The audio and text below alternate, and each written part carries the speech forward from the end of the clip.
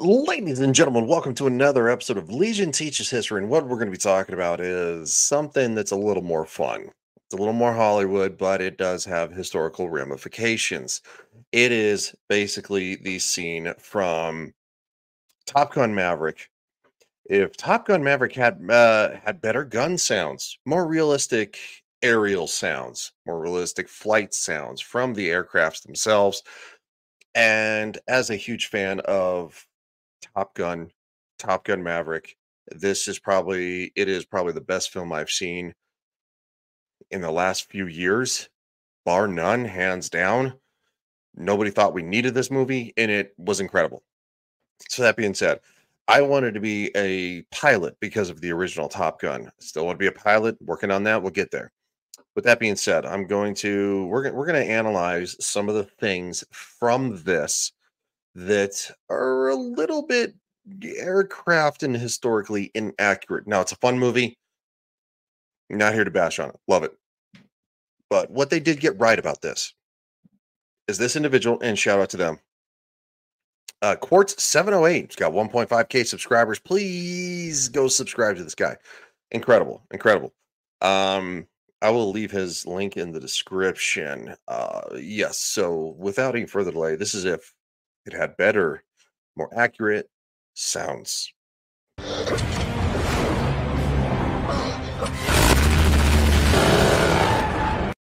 right. I'm already gonna say something about this.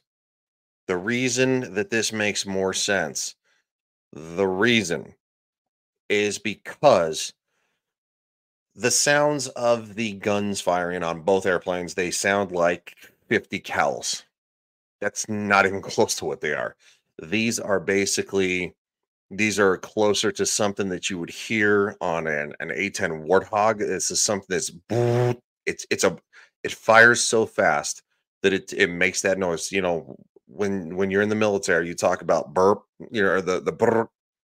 You're talking about an A-10 Warthog, at least for the army. When you're on the ground, you hear burp.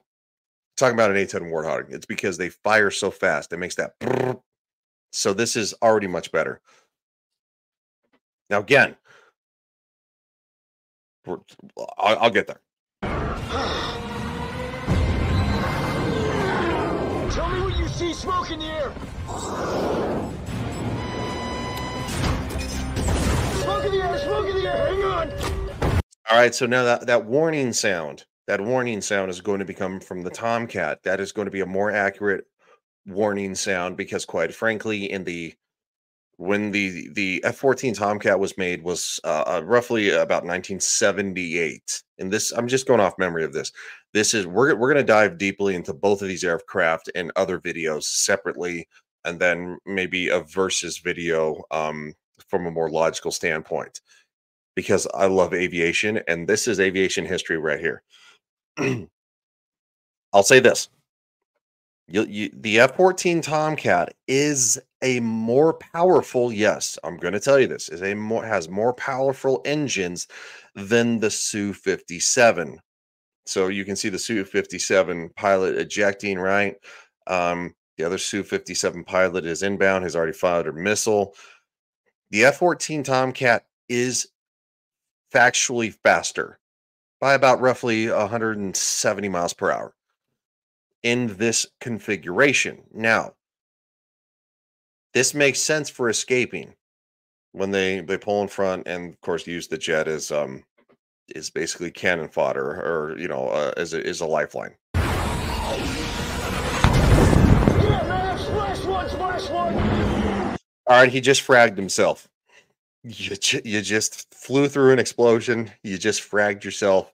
Literally, all that debris is going to get sucked up in both engines. You're gonna frag the whole entire fuselage, and quite frankly, you'd be lucky to survive. It's Hollywood. I get it. Again, love this movie. All right, at this point, Maverick should have, once he deflected the first missile, is it's fantastical as it is. He should have deployed the wings. You need the lift. You're still going. This is for going fast. This wing configuration. Think of the SR-71 Blackbird, right? It has a very minimal profile for going very fast because when you have a minimal profile, speed provides lift. Dogfighting does not provide lift because you're going slow, you're banking, you're going this way, you're going, and it's like you need the wings out. You need that classic Tomcat. Well, both are classic and iconic, but you need the lift. You need the wings need to be out. Out.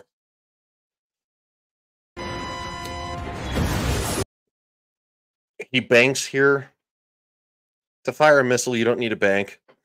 That doesn't make any sense. Avionics. Strategically, it's just like it's like doing a barrel roll before you fire in the army. You're like going, I'm gonna barrel roll and then I'm gonna fire. It's just for Hollywood, but it looks cool. I love it. Again, I love it. Here comes another one. So that like sound is basically is that this thing is on your ass and you got to do something. That's your warning signal. Again, the wings are in for speed. You need the lift. You need lift. Lift. Wings out. Also at the same time too, when you go up, you don't just you better have a plan. Better have a plan to go up because when you go up, you lose airspeed. So if you're trying to if you're trying to avoid an incoming missile, going up slows you down. You need to be on those flares fast. It'd been better to bank quickly and to the right or to the left and hit the flares. But this looks cooler. Booster flares, now. Splitting the throttles. Splitting the throttles is a thing. Splitting the throttles is a thing. For Tomcat pilots, for Eagle pilots, F-15 Eagle pilots, FA-18 Hornet pilots, splitting the throttles is a thing because it gives you the momentum to turn quickly. Now you need to have giant hands. I'm 6'4". I got giant hands. If you can't manipulate your fingers that way, it's very difficult. You can work at it in training. It's a real thing because again, it's kind of like it's like a car doing a J turn, right? Like when you're going fast and all of a sudden you yank the e-brake and you spin it and you just jam it into second and you're gone. That's what it is.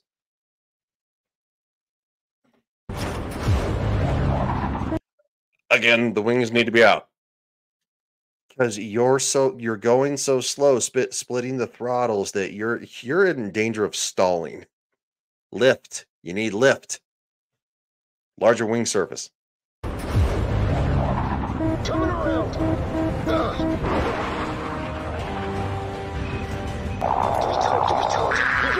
That's a more accurate Tomcat sound of radar lock. Radar lock. We weren't that sophisticated in the late 70s, very, very, very, very late the 70s and the 80s, and until the Tomcat was retired in roughly 94-ish. No, 96. I can't remember the last Tomcat flight. I'll make a video about that. I will make a video about the last Tomcat flight to fly off because I know of the video just to do it. It was the last one. Still, again, fun. So, this is an AIM-9 Sidewinder. It is a proximity weapon. It is a proximity missile. AIM-9 Sidewinder. Proximity means that if you do this, you're dead. You're just dead. Now the jet can do that. The jet can do this. The F-22, the F-35, they can all do this. Proximity means like going, you're done.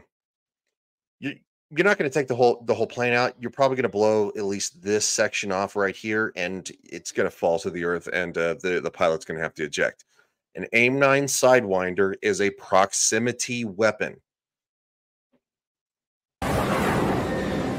Still looks awesome though. I don't care. Movie magic, bring it. What the? Holy shit! What the? Also, at the same time, if you get a, I- I'm gonna say this, and this is if you get a body full of jet, shoot it with your guns. Just my opinion. Again, not tearing the movie down. It's a lot of fun.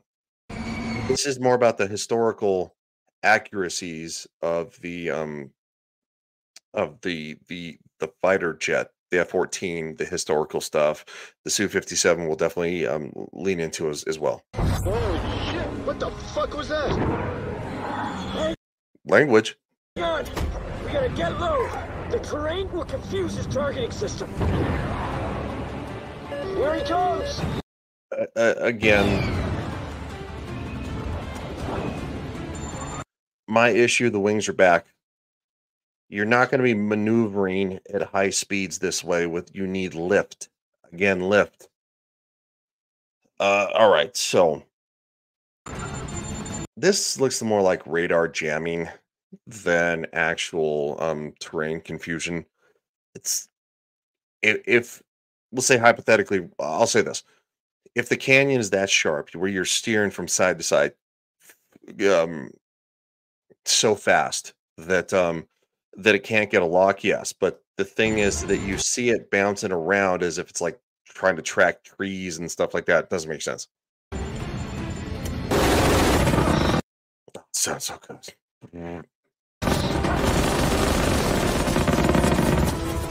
Talk to me, Rooster. Where is he? He's still on us. Now the Su-57 is more maneuverable by far. It's not even close. And again, that's why I'm saying you need the wings out for lift to make sure you can make those hard banks, because you're in a V pattern. It's for going really fast. You want to go fast. The two engines on the Tomcat are stronger than the Su-57. That's not debated.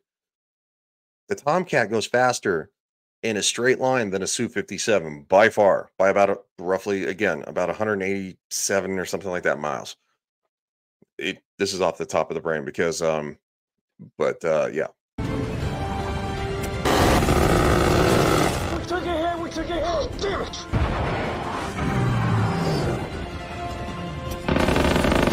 Come on, man. Do some of that pilot shit. Brace yourself. This is what you should have had out the whole time. Now, this is the whole from the first movie. I'm going to hit the brakes and he's going to fly right by.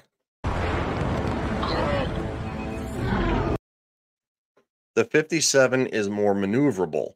If the pilot is actually paying attention, which and it seems in this scene he's not. That's why the Tomcat goes up, he hits the brakes, and he's going to fly right by. This pilot is not paying attention to what he's doing. If I see those wings coming out, you would think I'm looking for more lift and I'm going to do something rapidly insane. Holy shit! Again, they put the wings back in. I hate it. I got clone. Taking a shot. Damn.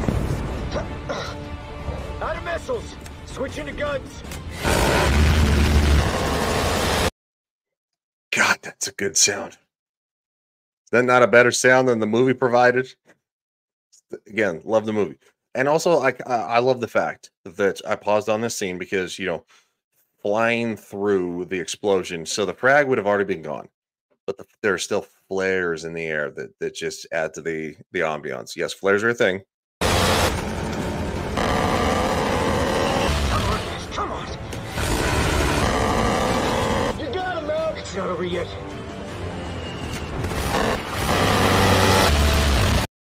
Okay, bursts. This is something that is taught in every military service that has any type of a weapon. Burst. brrr, brrr. In the Army, we call it 3-round burst. And when using an automatic weapon, you're like going 1001, 1000, like you literally, brrr, brrr, brrr, brrr. You're not meant to lay on this to where you're down to 33 rounds.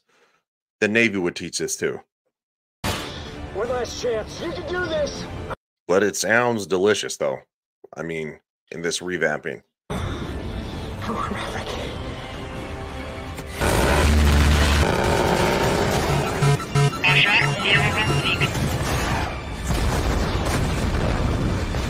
Yes, splash two.